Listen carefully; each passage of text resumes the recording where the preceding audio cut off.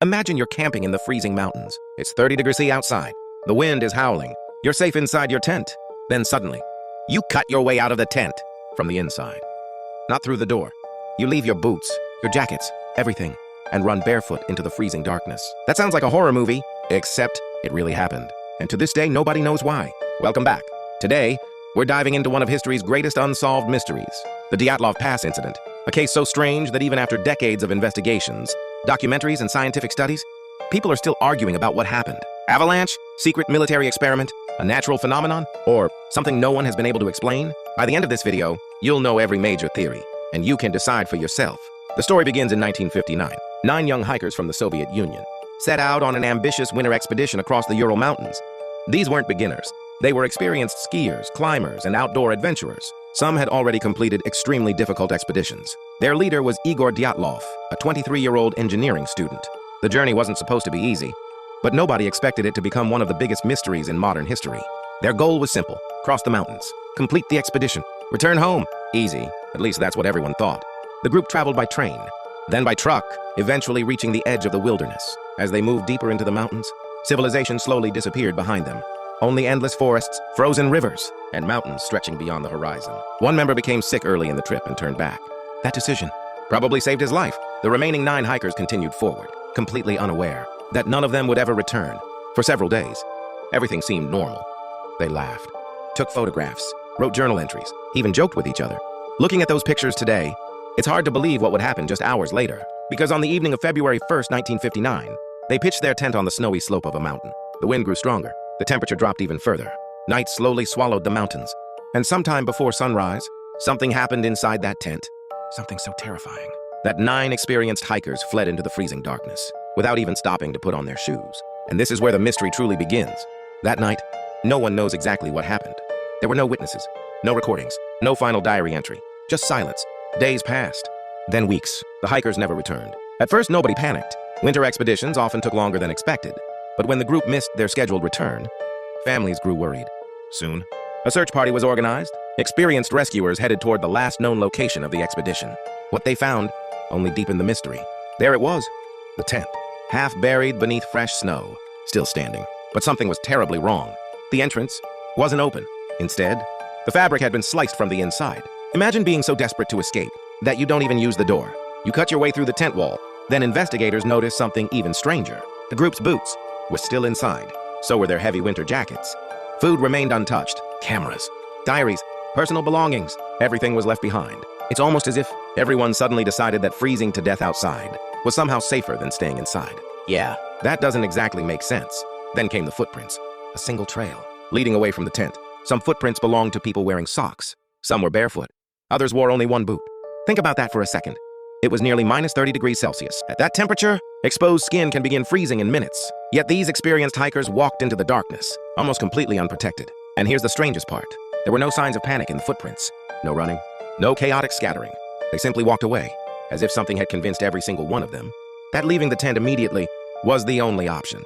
Investigators followed the trail, straight toward a dark forest, about a kilometer away. And that's where the mystery became even harder to explain. Beneath a massive cedar tree, searchers made their first discovery. 2 members of the expedition. They weren't wearing proper winter clothing. The remains of a small campfire nearby suggested they had tried to survive after leaving the tent. Imagine standing in the middle of a frozen forest, with no jacket, no boots, and temperatures cold enough to freeze exposed skin in minutes. That fire was probably their last hope. The branches above the fire were broken, several meters high. It looked as if someone had climbed the tree. But why? Were they trying to see the tent? Looking for help? Or trying to escape something on the ground? No one knows. As the search continued, more members of the group were found scattered between the forest and the campsite. It almost looked as if they had tried to return to the tent, but never made it. Then came the final discoveries. The remaining hikers were found weeks later, hidden beneath deep snow in a nearby ravine. And that's when the investigation took an even stranger turn. Some of the injuries shocked investigators. Several hikers had severe chest and skull injuries. Yet, there were very few visible external wounds. One investigator later compared the force to that of a major car crash. How could someone suffer injuries like that in the middle of an isolated mountain, without signs of a fight? And if that wasn't strange enough, some clothing carried unusually high levels of radiation. Not enough to explain what happened, but enough to raise even more questions. Suddenly, theories started appearing everywhere. An avalanche, secret military weapons tests, powerful wind phenomena, even paranormal explanations. Everyone had a theory, but none answered every question. And that's exactly why, more than 6 decades later, people are still arguing about what really happened on that freezing mountain. Now let's examine each theory, one by one. Final part. The truth may never be known. So, what really happened on the night of February 1st, 1959? The truth is, no one can say with absolute certainty. Over the last 65 years, investigators, scientists, historians, and even ordinary people have searched for an answer. Every clue has been studied.